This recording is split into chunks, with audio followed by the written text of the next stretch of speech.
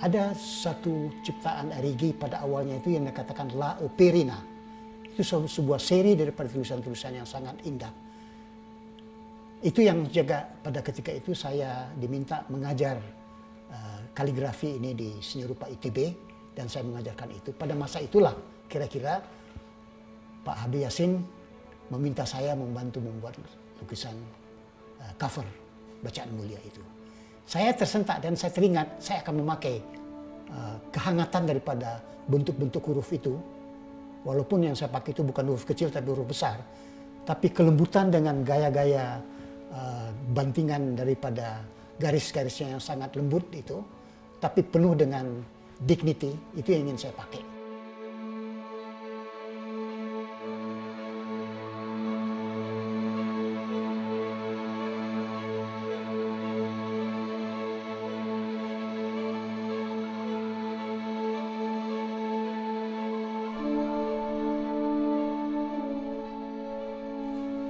Tentu saja bisa diterjemahkan seperti itu, ya. Tetapi kalau menurut saya selalu ada dua kekuatan yang harus seimbang, yaitu kemampuan menerjemahkan secara letterlek atau secara kata per kata secara benar. Tetapi juga si penterjemah itu juga harus dituntut memahami apa yang isi daripada naskah apa yang sedang dia terjemahkan itu. Ada satu pandangan, Al-Quran itu tidak bisa diterjemahkan. Tapi kalau tidak bisa, pesannya kan tidak universal. Maka mestinya juga bisa. Hanya saja kemudian terjemahan itu pun sungguhnya merupakan tafsiran yang terpendek. Karena ketika menerjemahkan, sungguhnya seorang penerjemah juga menafsirkan. Banyak kata-kata Al-Quran yang sungguhnya sulit cari padanannya dalam bahasa lain, terlebih bahasa Indonesia. Makanya cara yang paling aman mengatakan terjemahan itu pun sebenarnya tafsiran paling singkat dari Al-Quran.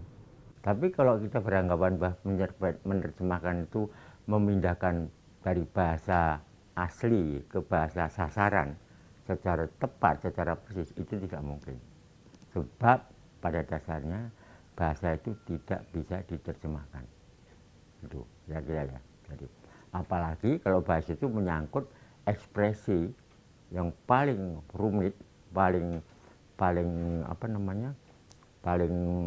subtil dalam bentuk puisi. Nah, kita tahu Quran adalah sebuah kitab suci yang ditulis dalam bentuk puisi, berbeda dengan barangkali kitab suci lain. Jadi dia akan jauh lebih susah diterjemahkan. Derajatnya bisa beda-beda, bisa interpretasinya dalam kadar yang besar, yang tinggi karena misalnya penerjemahnya tidak secara harafiah menaati naskah aslinya gitu.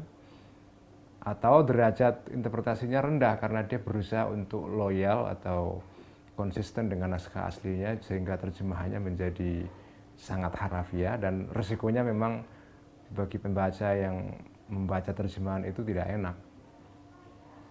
Tapi pada dasarnya ya terjemahan itu spektrumnya begitulah, ada terjemahan yang interpretatif, ada terjemahan yang harafiah, yang letterlek ya. Alih bahasa dari satu bahasa ke bahasa yang lain itu mempunyai risiko ada pengalihan makna yang agak sulit untuk ditolak gitu. Karena ada konteks budaya yang berbeda di antara dua bahasa tadi. Nah dalam konteks penafsiran ya atau terjemahan Al-Quran oleh Pak Habib Yassin, saya rasa di sini ada problem lain lagi ya. Karena apa? Bahasa yang diterjemahkan ini kan bahasa kitab suci. Kemudian diterjemahkan ke dalam bahasa puisi. Artinya menerjemahkan kitab suci yang mempunyai bahasanya sendiri, aturannya sendiri, mungkin juga gramarnya sendiri. Kemudian diterjemahkan ke dalam bahasa puisi, di mana puisi juga kan memiliki ininya sendiri, gaya, kemudian susunan, struktur, pilihan kata-kata, mungkin juga kadang-kadang makna kan jauh lebih ini ya, kalau di puisi itu jauh lebih digali seluas-luasnya gitu. Padahal Al-Quran kan mempunyai batasan-batasan yang pasti mengenai makna. Tidak bisa kalau yang dimaksudkan adalah setiap satu kata diterjemahkan ke dalam satu kata bahasa terjemahannya. Tapi kalau terjemah itu ditambahkan keterangan dalam kurung atau catatan kaki yang kadang-kadang bisa sangat panjang, tentunya itu mungkin saja dilakukan. Kita hanya memindahkan makna, tetapi perasaan dan pemikiran yang pasti itu tidak bisa diterjemahkan ke dalam bahasa lain. Dan jangan lupa bahwa sering kita menerjemahkan Al-Quran itu karena menganggap bahasa Islam itu bahasa akal murni gitu. Padahal bahasa Al-Quran itu bukan bahasa rasional, bahasa wahyu dia. Inilah yang namanya bahasa dari hati ya, bahasa dari hati.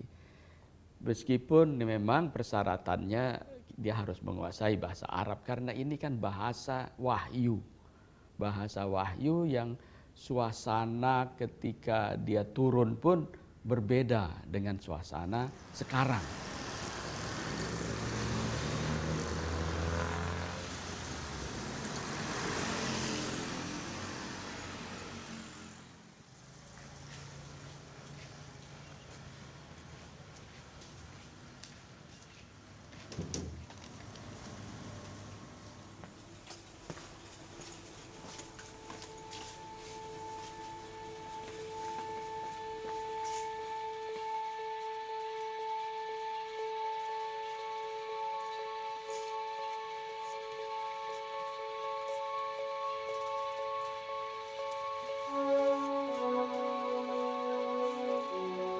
Sewaktu istri beliau yang meninggal, Ibu Arsiti, Pak Yasin tuh hanya mencari ketenangan itu mungkin menurut saya di Al-Quran itu, dengan membaca Al-Quran itu diresapi, dia merasa mungkin dekat dengan Tuhan atau merasa mendapatkan ketenangan dengan membaca terus tiap hari berapa juz satu hari atau gimana. Nah mungkin saya rasa dari situ, dan pengetahuan saya sepertinya dari situ.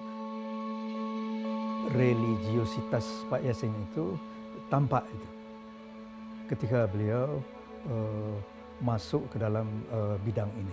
Pak Yasin dulu kuliah di Fakultas Sastra UI. Di sastra itu ada mata kuliah bahasa Arab.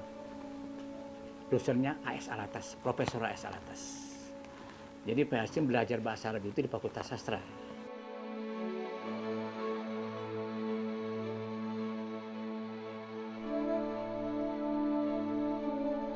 Yang Yusuf Ali ini merupakan satu tafsir modern lah, kata pembaharuan lah ya.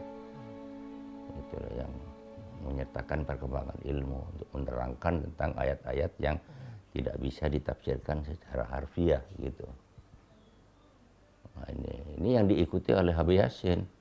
Abdullah Yusuf Ali memang dari India, tapi sebetulnya berkiprahnya di Inggris, ya itu di Inggris ya lama. Nah, tokoh ini atau ulama ini, ulama dalam pengertian yang betul ya, dia tidak hanya tahu tentang Islam, dia juga tahu sastra, ya tahu tentang sejarah, tahu tentang macam-macam ilmu bumi, geografi, dia baca semua itu, dia susuri semua sampai ke sumber-sumber yang terpercaya otoritas. Nah, Abdullah Yusuf Ali ini menguasai bahasa Arab dengan baik. Dia sangat fasih bahasa Arab, juga bahasa Inggris dengan baik. Bahasa Inggrisnya juga bagus sekali, kita bisa melihat di situ. Jadi kalau kita baca, nuansa-nuansa ketangkap. Ya, dia bisa menangkap nuansa-nuansa. Bahkan dia bisa bebas menafsirkan menurut keyakinannya ya sendiri gitu. Sehingga otoritas memang dia punya gitu. Ada orang mengatakan terjemahan Yusuf Ali itu lebih mudah daripada terjemahan bahasa Inggris yang lain. Itu karena mungkin lebih puitis dan segala macam, dan memang karena Yusuf Ali adalah seorang penyair, maka mungkin memang kalau dibaca, kalau saya membaca terjemahan Yusuf Ali itu saya lebih paham. Penggunaan bahasa Inggris yang agak arkaik gitu ya, yang kuno, yang mungkin dimaksudkan untuk memelihara juga sifat kekunoan bahasa Arab itu, menurut saya agak mengaburkan makna yang seharusnya lebih dipentingkan gitu ya. Dia secara konsisten dari awal sampai akhir menggunakan kata God dengan G besar. Dia tidak menggunakan kata Allah, tapi menerjemahkan Allah sebagai God. Karena memang kata Allah secara kebahasaannya memang Tuhan kan, Tuhan. Lalu dalam bahasa Indonesia diterjemahkan dengan Tuhan T besar itu kan. Nah, itu menurut saya menarik. Orang-orang yang anti Abdul Yusuf Ali ini tidak suka Abdul Yusuf Ali memakai kata God, ya, atau Lord dan seterusnya gitu. Dia maunya itu hanya Allah saja gitu, Allah saja gitu. Padahal sebetulnya Abdullah Yusuf Ali betul itu God memang. Tafsirnya itu sebetulnya tidak terlalu istimewa betul, tetapi penggunaan bahasanya itu, penerjemahannya ke dalam bahasa Inggris itu relatif baik gitu, dan menggunakan juga rujukan-rujukan tafsir sufi gitu ya, yang jarang digunakan dalam tafsir Quran yang lain gitu. Dan kemudian juga menggunakan referensi perkembangan ilmu pengetahuan modern gitu.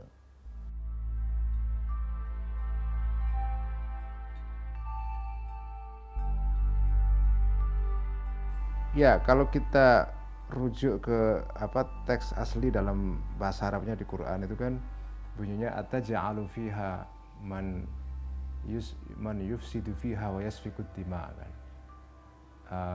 Ketika Tuhan menciptakan Adam, kemudian para malaikat protes, kenapa engkau Tuhan menciptakan orang man yufsidu fiha yang akan membuat kerusakan, korupsi di muka bumi, dan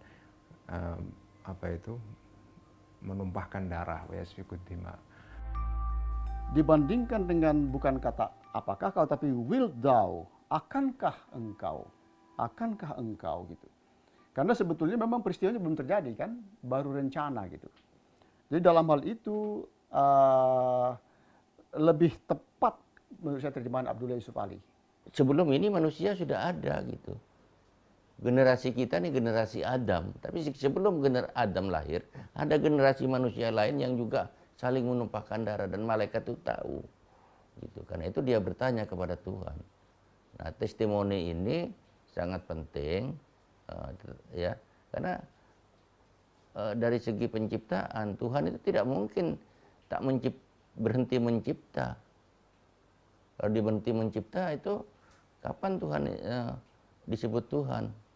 Terjemahan Habib Yasin lebih dalam hal ini, dalam kasus Al-Baqarah 30 ini, dia lebih loyal kepada naskah asli atau teks asli dalam Quran. Bagaimanapun dia diterjemahkan, memang tidak boleh memberikan kesan bahwa itu questioning, bahwa itu mempersoalkan kebijaksanaan Allah SWT. Jadi kemungkinan yang lebih tepat adalah menerjemahkannya sedemikian sehingga itu lebih merupakan pertanyaan karena ketidaktahuan ketimbang questioning, dalam arti mempersoalkan kebijaksanaan Tuhan. Kadang-kadang bahasa puitis itu seperti yang dilakukan oleh Pak Abe Yasin ya, malah bisa memperjelas makna ya. Malah bisa membuat makna itu lebih logis. Karena bahasa kan mesti memiliki logika yang disebut dengan logika bahasa ya. Salah satu keunggulan bahasa-bahasa puisi sastra yang menggunakan metafora dan simbol-simbol alegoris itu memang memungkinkan untuk mewadahi ide-ide yang lampau maupun yang abstrak dan juga imajinasi ke depan. Itulah sebabnya karya sastra tidak pernah membosankan digali, lebih-lebih ketika sastra itu dilekatkan pada kitab suci.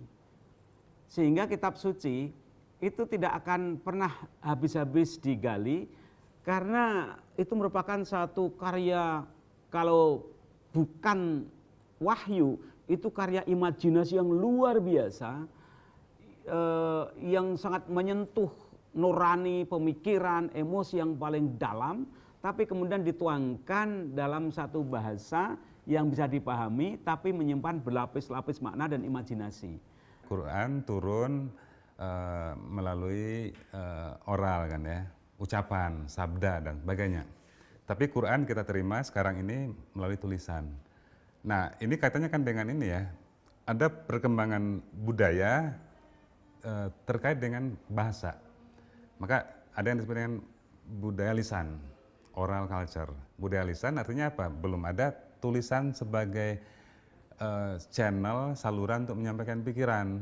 Orang menyampaikan pikiran dulu kan melalui dongeng, melalui cerita lisan kan ya. Nah, kemudian setelah itu ada usaha dari pengikut agama itu, penyebar agama itu untuk merekam ke dalam tulisan supaya bisa abadi. Bayangkan kalau tidak, sekarang ya sudah habis kan. Maksud orang menghafal terus menerus, kemudian kan nggak bisa. Jadi harus direkam. Nah, di dalam perekaman itu terjadilah masalah karena yang disampaikan oleh Nabi kepada pengikut-pengikutnya itu kan sudah agak lama, ya kan? Dan itu didengar oleh beberapa orang. Dan kemudian kan kemampuan orang untuk merekam ingatan itu ke dalam ingatan itu kan berbeda-beda. Ada satu mata rantai. Makanya apa yang ada pada benak Allah, kalau boleh Pak istilah benak, tentu kita tidak bisa menjangkau. Kita menjangkau dengan apa?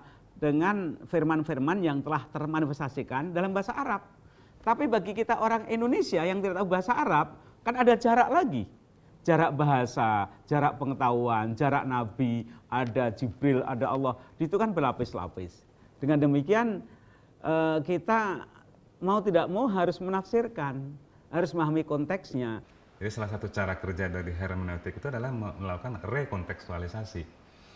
Rekontekstualisasi ini bisa rekontekstualisasi bahasanya, bentuknya, mungkin juga stylenya, gayanya, sesuai dengan perkembangan sastra, perkembangan bahasa, perkembangan budaya juga kan ya. Nah, saya melihat di sini apa yang dilakukan oleh Pak A.B. Yasin itu kan mencoba melakukan cara kerja hermeneutik.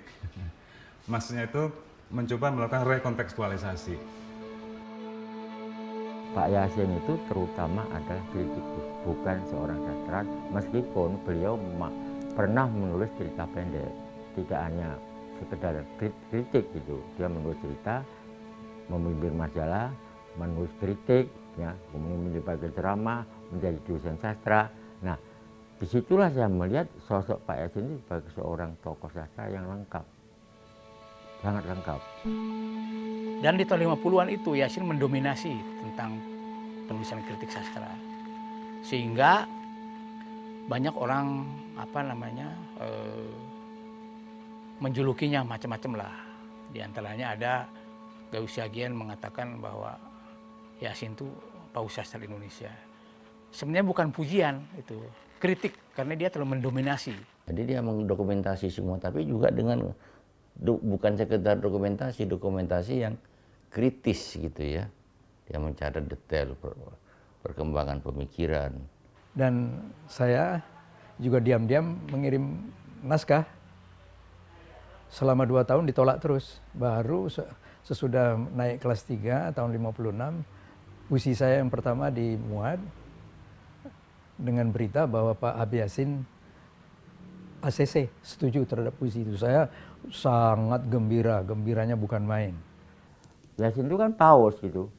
Jadi pengertiannya itu agama Katolik itu kan ada pemimpin namanya paus dan kemudian semuanya kardinal-kardinal gitu. Jadi anak buahnya Pak Yasin itu dianggap kardinal-kardinal gitu loh.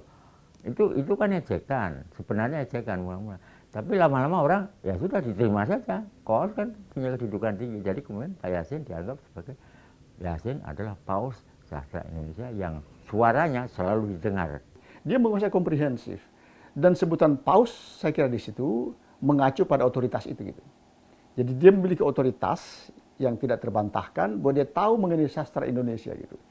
Jadi dia ikuti perkembangan itu. Dia juga bukannya tidak ikuti, dia peduli gitu.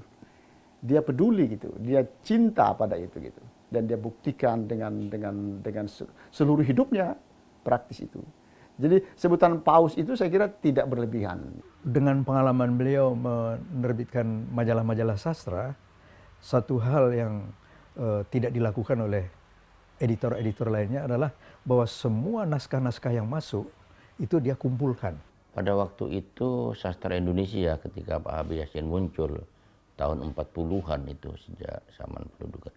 memang belum ada yang menjadi pemandu perkembangan sastra Indonesia dengan, maksud saya dengan analisa-analisanya, ya, dengan tulisan-tulisannya, dengan kritik-kritiknya, dengan pemikirannya. Ya, memang pantas Pak Habib Yasin disebut sebagai paus sastra karena beliau satu-satunya yang dengan cermat mengikuti karya-karya penulis Indonesia, itu puisi maupun prosa, mencatatnya, mengeritiknya, mengupasnya, sehingga lahirlah banyak sekali buku tentang kesusastraan Indonesia modern yang menjadi sumber pengajaran sastra pada masa kemudian gitu.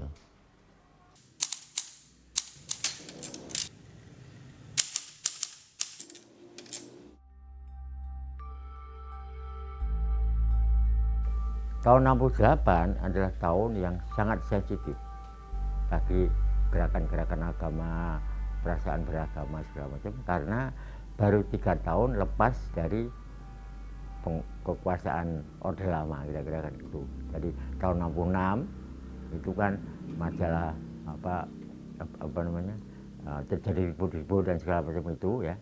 Dan pada waktu itulah cerita pendek itu muncul. Nah, mula-mula memang tidak ada masalah, karena kan tidak semua orang suka membaca sastra toh. Tetapi kebetulan ada sekelompok pemuda membaca itu dan merasa, loh ini bermasalah gitu loh. Ini kenapa menggambarkan Tuhan dengan cara seperti ini gitu. Itu menunjukkan betapa sensitifnya sentimen agama pada waktu itu. Setelah mendengar itu sangat kagum pada Pak Habib Yasin, karena kekaguman itu karena dialah yang memuat cerpen Ki Panji Kusnin itu ya, dan dia yang bertanggung jawab pula, dan dia berhasil menyembunyikan apa namanya itu si pengarang itu sendiri. Meskipun karangan itu secara sastra juga tidak begitu bagus ya, tapi ya imajinasinya liar memang ya. Yasin tetap bersikukuh bahwa langit makin mendung tidak menghina agama, tidak mengkritik agama. Nah, Yasin mengatakan bahwa tidak akan ketemu antara kacamata sebagai kritikus sastra melihat karya itu dengan orang dari segi agama melihat itu.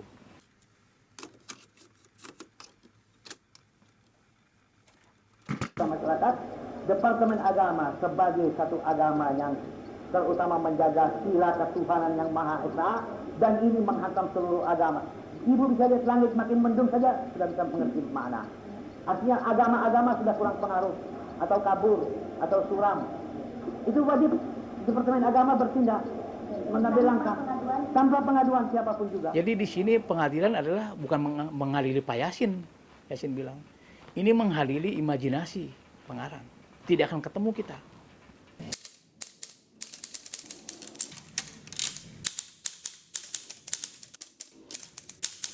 Latar belakangnya adalah dua arus pada waktu itu.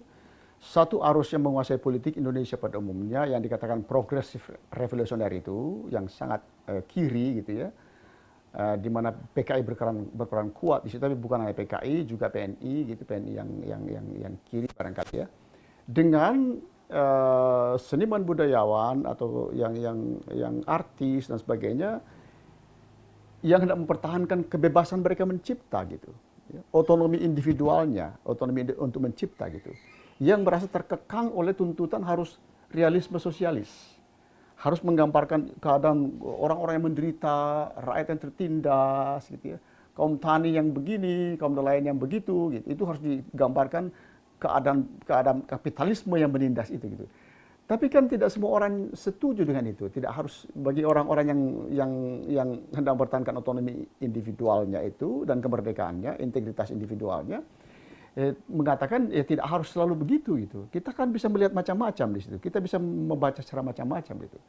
Mempertahankan integritasnya, mereka menolak. Mereka menolak dipaksa ke satu jurusan. Jadi dipaksa ke satu jurusan itu berarti merampas kreativitas. Tapi kemudian karena manifest itu dianggap berseberangan dengan pandangan kelompok lain yang di bawah waktu itu dianggap di bawah Partai Komunis Indonesia, yakni organisasi Lekra itu, maka kemudian dimusuhin gitu loh, kira-kira seperti itu. Nah, terjadi satu masalah besar barangkali, kekeliruan politik yang aneh itu ya, menganggap manifest kebudayaan itu sebagai organisasi.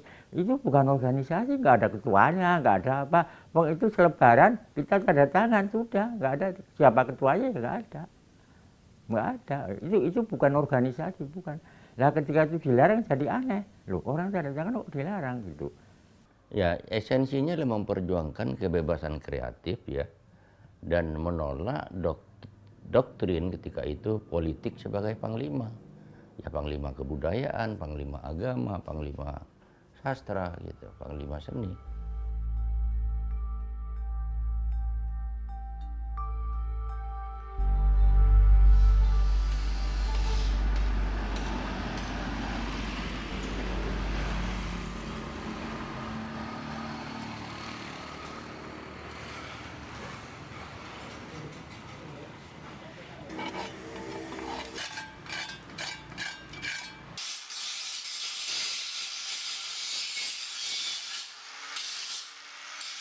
Penerbit Jambatan itu banyak menerbitkan buku-buku sastra, dan Habib Yasin sangat mempunyai hubungan dekat dengan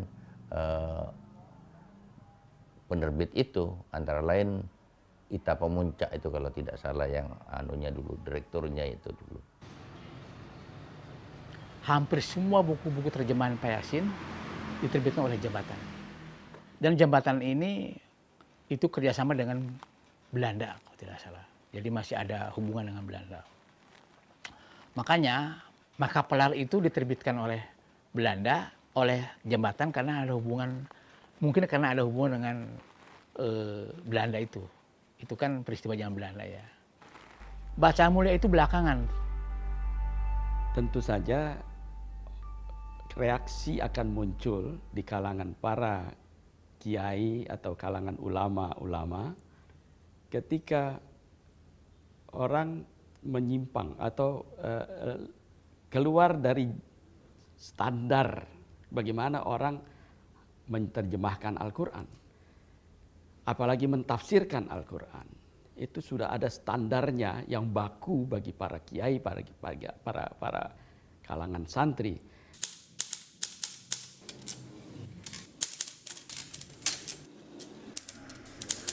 Jadi kalau anda kata ditulis ini la tasfikuna dima'akum wala tukhrijuna di belakang fasal bainal fi'il wa kal, itu boleh. Nah ini macam-macam gini saya bilang kayak anak-anak. Ya ya. Nah ini dia tidak ngerti. Nampak katanya ini diapakan disajabkan, bukan disajabkan. Dan kalau itu terlarang ya menurut ayat mana, menurut hadis mana kita bertanya, bukan? Kalau itu nggak boleh gitu. Itu bukan berarti Quran itu bukan tidak boleh ditulis dalam saja, bukan tidak boleh. Kalau tidak boleh artinya dapat. Itu mesti dirubah. Tidak dapat Quran itu ditulis dalam bentuk apa? Syair. Ali Sadikin sebagai gubernur punya inisiatif untuk mengumpulkan beberapa ulama. Dan ulama-ulama itu ulama yang mengerti seni juga, di samping menguasai bahasa Arab, bahasa Quran, juga latarnya agak seni. Nah, dipersilahkanlah kepada beberapa ulama itu untuk mengajukan pertanyaan pada Pak Yasin. Pak Yasin jawab satu-satu, dan dia buktikan dengan membawa beberapa kamus bahasa Arab dari berbagai versi, berbagai negara gitu. Kalau misalnya Pak Yasin mengatakan begini, dasarnya apa? Kata mereka itu. Ini saya berpedoman kepada kamus ini. Jadi saya tidak liar. Bahwa Pak Yasin mempunyai rasa bahasa yang bagus, itu semua orang setuju. Saya kira tidak ada yang menolak. Cuma itu satu aja, itu kan rumus penerjemahan itu harus menguasai dua-dua bahasa itu gitu. Itu sifatnya aksiomatis. Itu tidak bisa dikurang-kurangi, itu aksiomatis itu. Dan saya ingat ternyata Buya Hamka itu membela. Hamka ini seorang pengarang, ya betul, dan seorang ulama, ahli tafsir ya. Sebagai ahli tafsir ya mungkin yang terbesar ya di abad ke-20 di Indonesia ya. Dan tafsirnya itu ditulis di dalam penjara lagi. Ketika dia menjadi tahanan politik di Madiun itu kan gitu. Nah, Hamka itu jadi ada dua sisi. Suatu di kaki satu itu sebagai pengarang populer, sastra pop gitulah. Yang satu sebagai seorang kiai yang sangat dihormati. Gitu. Orang di Indonesia sekarang ini kajian terhadap Al-Quran tidak begitu mendalam ya, kecuali pada bacaannya saja kan. Yang dikaji kan ilmu-ilmu sempalan dari tafsir Al-Quran kan.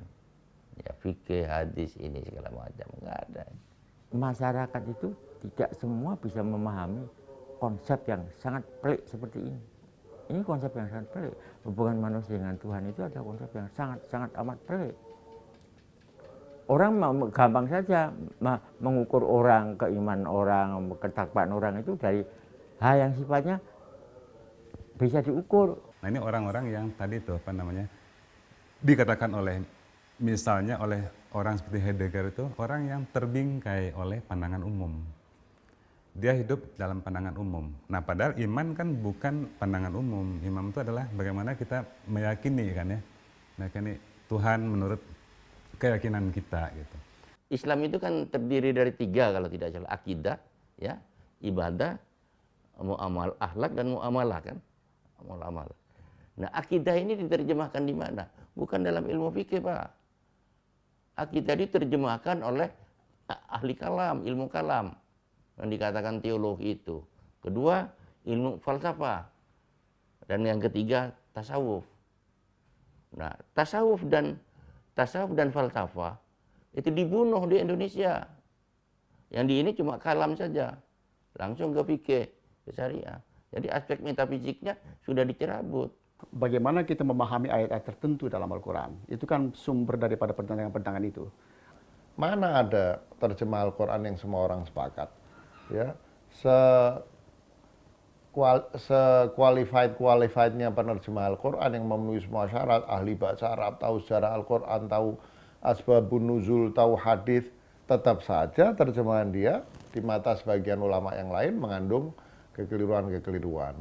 Tuhan saya rasa mengajarkan pada kita tidak hanya mengikuti syariat, tapi juga berimajinasi. Nah, berimajinasi inilah yang sangat minim dalam masyarakat kita. Bangsa Eropa maju kan karena imajinasi. Mereka bisa mengembangkan sains dan teknologi kan karena imajinasi. Nggak usah jauh-jauh. Para ilmuwan Islam di zaman kekhalifahan kan juga karena imajinasinya. Dia bisa membayangkan ada angka 0, membayangkan ada algoritma. Beberapa term-term aljabar itu kan datang dari, bahkan istilah aljabar sendiri kan datang dari kultur Islam pada waktu itu. Jadi saya kira harus dilihat dengan kacamata positif. Bahwa ini satu upaya yang sangat bagus yang akan membuat Al-Quran itu tampil di mata pembacanya sebagai sesuatu yang memiliki nilai sastra. Jadi ini menarik. Pertama-tama penerjemahan itu dianggap sebagai sesuatu yang sacrilegious, yang dianggap mengotori kesucian Alkitab atau Al-Quran. Sekarang berubah persepsi masyarakat Muslim.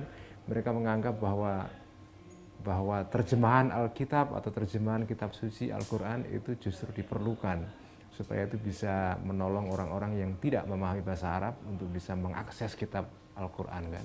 Keberadaan berbagai jenis tafsir ini menjadikan pemahaman kita akan kedalaman arti Al-Quran menjadi lebih lengkap dan juga membuka kemungkinan terhadap pemahaman Al-Quran dalam segenap lapis-lapis maknanya itu. Jadi itu bukan hanya boleh, tapi menurut saya harus. Dan seseorang tidak bisa memahami Al-Quran kecuali dengan berupaya mengkombinasikan berbagai sudut pandang, berbagai perspektif gitu ya. Sesuatu yang diniatkan dengan baik, dengan tujuan baik, saya kira bagus itu. Dan dia memperkaya paling tidak dari bagaimana bahasa atau suatu pemikiran-pemikiran atau wahyu ya yang dia baca dari terjemahan-terjemahan Al-Quran itu disampaikan dengan bahasa Indonesia yang indah dan benar gitu. Dan Pak Yasin kan adalah otoritas dalam bahasa Indonesia yang indah dan benar itu gitu. Di situ tidak hanya kita mengerti apa ucapan-ucapan itu, tapi juga merasakan keindahan daripada bahasa itu sendiri. Ini yang membuat sisi yang lebih kaya dari bacaan Bulia itu, yang membuat saya itu sangat berpihak dan sejak itu mempergunakan selalu kembali kepada bacaan Bulia Habib Yasin.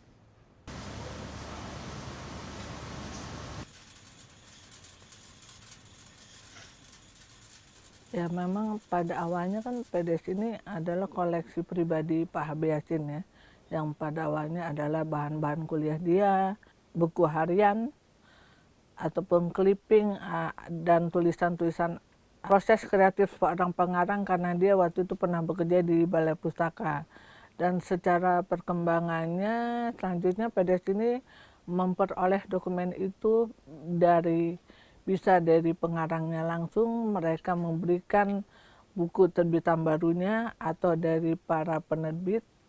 Dan kalau ada keluarga sastrawan atau penyair yang tidak bisa memelihara atau menjaga koleksi daripada si pengarang tersebut, mereka menghibahkan juga.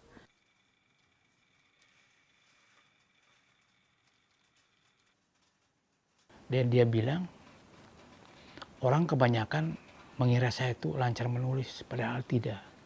Menulis itu susah. Makanya saya membuat dokumentasi ini, karena waktu saya bekerja, dia bilang waktu saya bekerja di Balai Pustaka Baru, Balai Pustaka, itu banyak kiriman tulisan dari para pengarang, nggak dimuat di majalah Pujangga itu. Akhirnya saya simpan. Karena pengarang tidak ujung-ujung jadi besar, tidak ujung-ujung dimuat gitu. Semua orang saya kira itu berutang budi pada Pak Yasin dalam soal bagaimana menghadapi atau melihat atau mencatat atau mengoreksi atau meneliti sastra kita gitu. Sastrawan itu biasanya urusan dengan Sang Maha Kuasa itu dia dengan hati nurani gitu ya. Jadi keindahan bahasa itulah yang bisa menggali emosi kita. Ya pengaruhnya besar sekali karena dialah yang bisa mengukuhkan kehadiran gerakan-gerakan sastra mulai dari zaman Pujangga Baru ya sampai angkatan 45. Karena tulisan-tulisan dia makalah ini terangkat kesastraan Indonesia ini. Sastra ini besar bukan hanya karena adanya karya-karya sastra besar saja, tapi adanya juga kritikus-kritikus besar. Kalau karya sastra tidak dikaji sebesar apapun, tidak pernah diteliti, dipelajari, dikaji, ditulis, itu tidak akan bergaung ke dunia luar dengan luas. Sastra Indonesia berterima kasih punya orang-orang seperti Habib Yasin.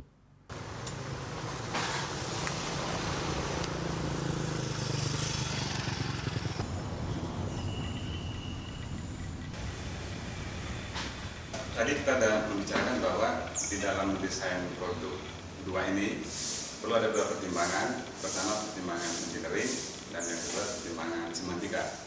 Nah, pertimbangan Islam di Indonesia ini belum mampu menjadi Islam yang inklusif seperti yang dikatakan oleh Pak Alwi Shihab. Belum mampu menjadi Islam plural seperti yang dikatakan oleh Pak Nurkolis Majid atau Gus Dur, kan ya.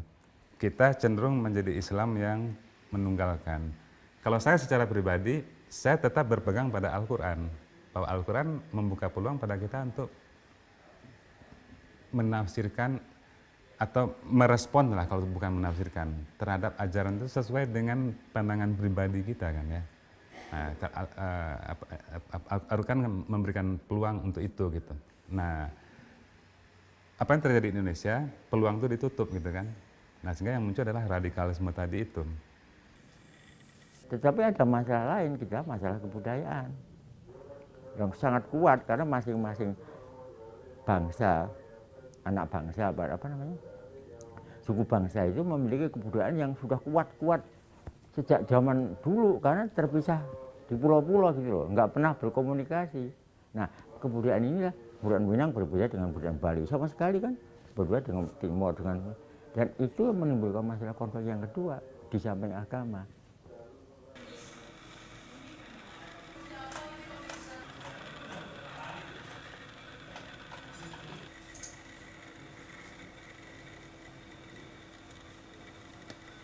Dalam surah Al-Hujurat, ya ayuhan nasu inna khalaqnakum min dzakarin wa untha wa ja'alnakum syu'uban wa qabaila lita'arafu.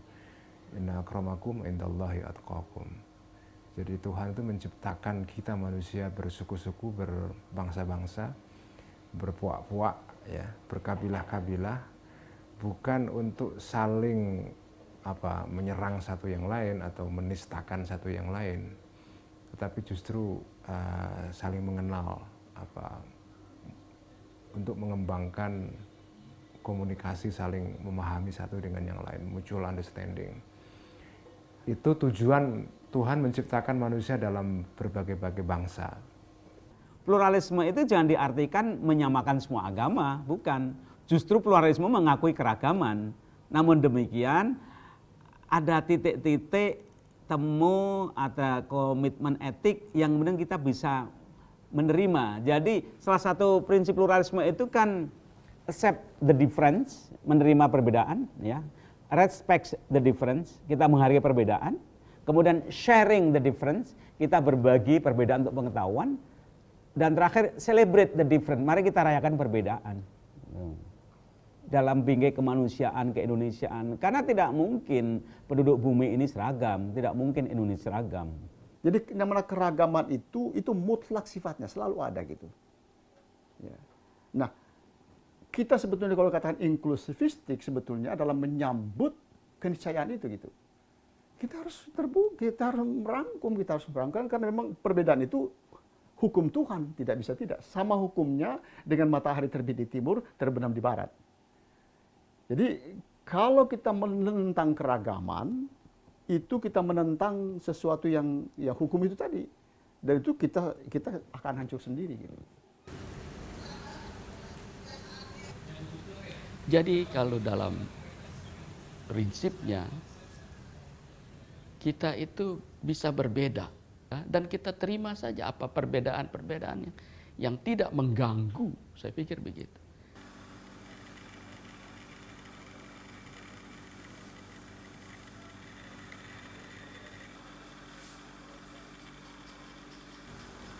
Ada faktor-faktor integratif, faktor pemersatu dalam Islam itu sendiri, ya misalnya ya tauhid tadi itu. Kenapa kok itu nggak diimplementasikan, bahwa orang yang mengatakan la ilaha illallah Muhammadar Rasulullah kemudian mengikuti rukun-rukun Islam yang lain itu ya sudah selesai. Yang dibedakan kan sekarang soal khilafah, ya kan? Ya soal khilafah, soal tafsir Qur'annya yang mana, itu yang diajukan itu. Yang menimbulkan pertanyaan. Yang soal-soal yang sebetulnya furu, cabang-cabang dari agama yang tidak penting. Selalu tertanam di dalam diri kita kesadaran bahwa kita di kebun itu dalam kaitan menata kebun kita. Kebun itu adalah bagian daripada rumah tangga kami, di mana bagian dalam dan bagian luar itu menjadi satu kesatuan yang harmoni. Kesadaran untuk menata baik di dalam rumah maupun di luar rumah, kebun-kebun misalnya, itu memberikan kesadaran bahwa sebenarnya kita menata kehidupan itu sendiri. Segala sesuatu yang tidak teratur di dalam kehidupan ini, itu kewajiban kita mengaturnya menjadi satu yang harmoni dengan kehidupan kita. Ini saya rasa adalah satu sikap yang sangat bersahabat dengan lingkungan. Gitulah. Beragama itu adalah sebenarnya satu jalan menuju perdamaian. Jadi memang menjadi kewajiban kita untuk tidak memberikan peluang yang lebih besar kepada hal-hal yang bertentangan dalam hidup kita, tetapi mencoba kita mengkhususkan atau membuat hal-hal yang memberikan ketentraman itu lebih penting. Sehingga dengan kata lain, hal-hal yang bisa menimbulkan konflik di dalam kehidupan kita itu, kewajiban kita untuk senantiasa memperkecil sehingga konflik itu menjadi hilang. Yang tinggal itu adalah persamaan-persamaan yang membuat kehidupan kita menjadi suatu tataran hidup horizontal yang damai antara manusia dengan manusia. Saya rasa peran agama itu. Dengan nama Allah yang Maha Pemurah dan Maha Penyayang, bacalah dengan nama Tuhanmu yang menciptakan manusia dari segumpal darah. Bacalah Tuhanmulah yang Maha Pemurah, yang mengajar dengan kalam.